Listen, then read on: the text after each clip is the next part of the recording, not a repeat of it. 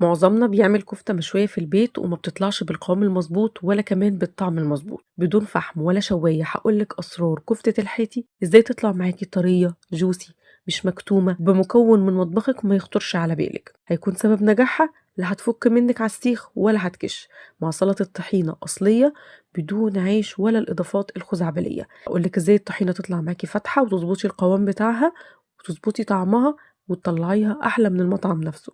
فوزيها للعيد، عايزاكي تبهريهم العيد ده وتعملي احلى كفته في الدنيا. لايك وشير للفيديو، ولا بينا نبدا في المقادير والطريقه على طول. اول حاجه انا عندي كميه من الخضار، عندي بصلايه كبيره ونص حبه فلفل احمر ونص حبه فلفل اخضر وكمان فصين من الثوم. هفرم الخضار في الكبه، ممكن نبشر الخضار ده مفيش اي مشكله، المهم انا عايزه الخضار يكون مفروم ناعم وابدا ان انا بعد كده اصفيه. انا محتاجه الميه دي ومحتاجه كمان الكفته بتاعتي ما يكونش فيها سوائل ياما علشان ما تفكش من على السيخ ده لو انا حشوي على الفحم. وهقول لكم على طريقه شوي جميله قوي انا بعملها كانك شوي على الفحم كده بالظبط من غير بقى دخان ولا كعبه.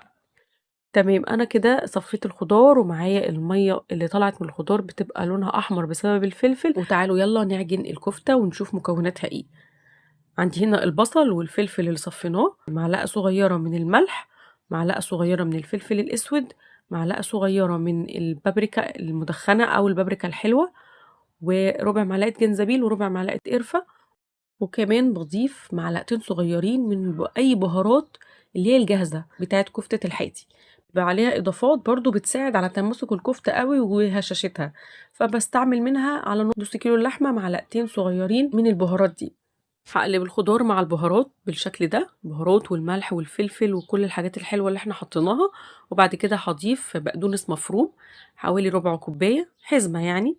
وبعد كده هيكون عندي 60 جرام من الدهنة المبشورة. كفتة الحاتي أو الكفتة المشوية، الكفتة بصفة عامة محتاجة نسبة دهون، فلو اللحمة عندك حمرا لازم تضيفي نسبة من الدهون. أنا ضفت طبعا حوالي 50 أو 60 جرام من الدهنة المبشورة. هنا حطيت حوالي ربع معلقة من الحبهان على لورا، المفروض كنت حطيتهم مع البهارات بس نسيت. اللي مش عايز يضيف الحبهان مع اللورا ما يضيفش، يعني دي خطوة اختيارية. وهنا بقى سر الكفتة الطرية الجوسي اللي عمرها ما هتنشف منك خالص.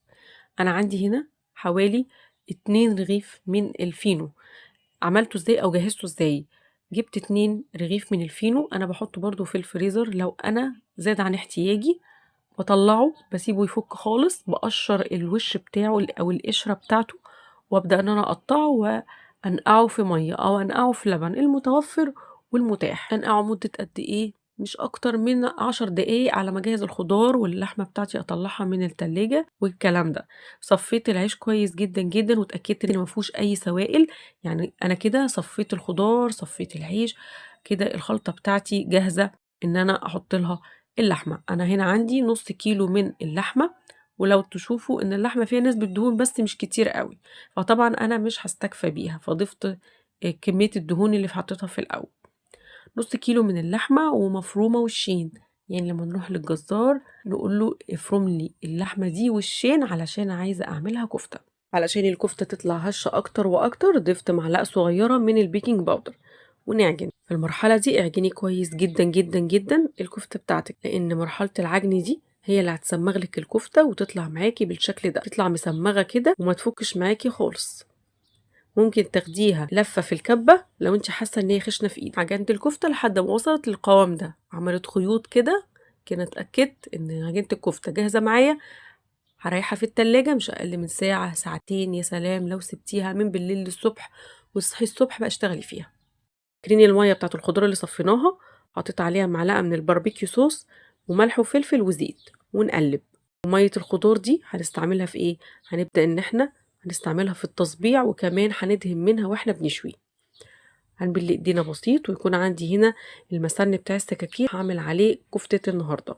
كفتة النهاردة انا هشويها في الفرن طريقة حلوة قوي قوي قوي، واظبطها كده بايدي الاول وبعد كده ابدا ان انا اصبعها زي ما الفيديو شارح نفسه كده بالظبط. يعني متهيالي الصورة أفضل كتير من الكلام. لما باجي أعمل كفتة بحب أصبعها على مسن السكاكين لأن بيعمل لي زي كفتة تبقى مفرغة كده من جوه كأني شويها على الفحم كده على سيخ. لو مش متوفر ممكن إن احنا نصبع على عيدان شيش، على قلم، أي حاجة، المهم لما تيجي تصبعي الكفتة لازم تعمليها مفرغة من النص. وأنتِ بتصبّعيها حسيتِ إن هي بتلزق في إيدِك شوية أو مش عايزة تتفرد بسهولة، بنبِل إيدينا من مَيّة البصل بسيط جدًا، ونبدأ إن إحنا نصبّعها هتبقى سهلة معانا خالص، وتقفلي الكفتة من تحت ومن فوق، ومش هتاخد معاكِ وقت خالص، يعني هي عجينة حلوة كده ومتماسكة في نفس الوقت.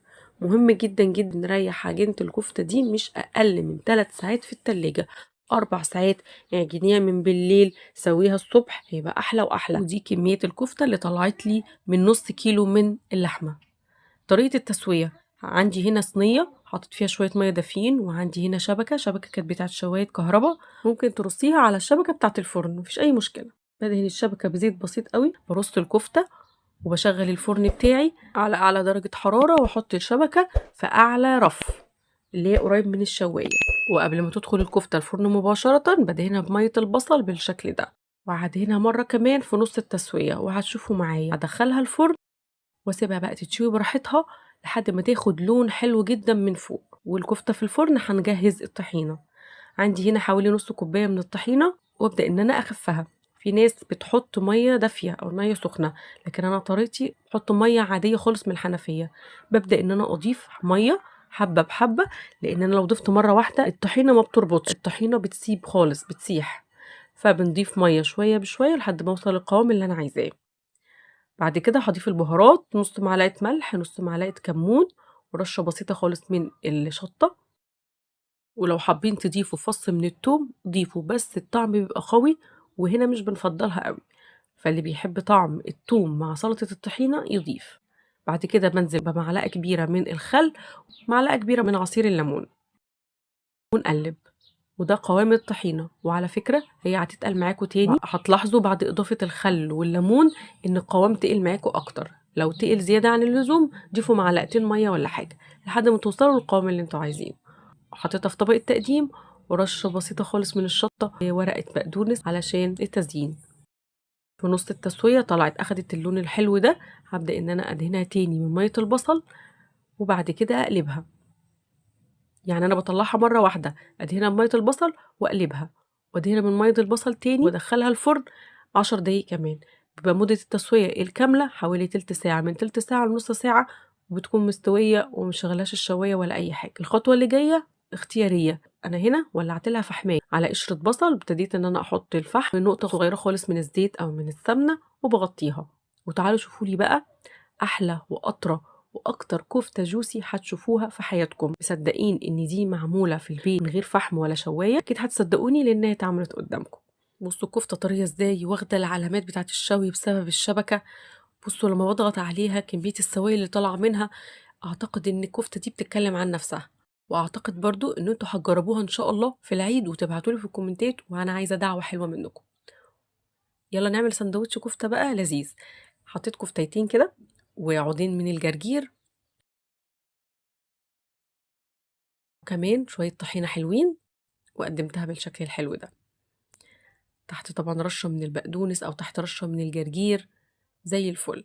عملنا مع بعض النهاردة كفتة الحاتي، الكفتة المشوية في البيت بطعم لذيذ قوي، قوام تحفة يجنن.